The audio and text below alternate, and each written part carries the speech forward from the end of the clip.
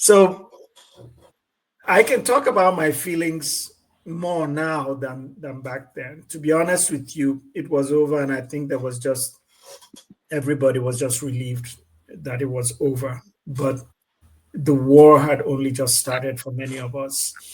He talks about go and says, and when you win, you can do say whatever you like. He says Obasanjo, for instance, captured them. Did you hear those words? Never happened.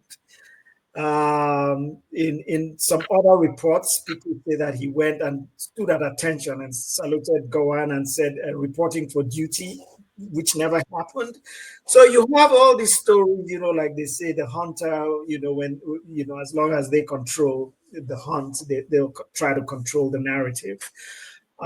So later years, even looking at it now, was very emotional for me. I almost turned off my camera because I knew that my father was having to submit to someone who was his junior in the army. Obasanjo wasn't even a part of the army.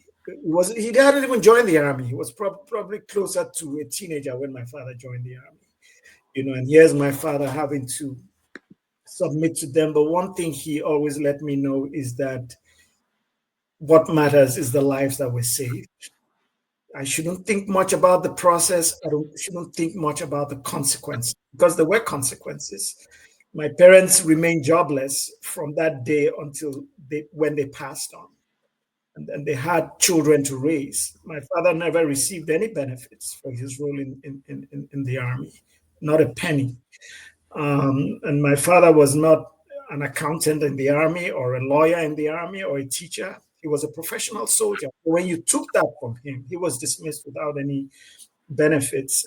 You can imagine what that means. It's like taking away my PhD, taking away my home, my means of livelihood, and I have 7 children, then 8 to take care of.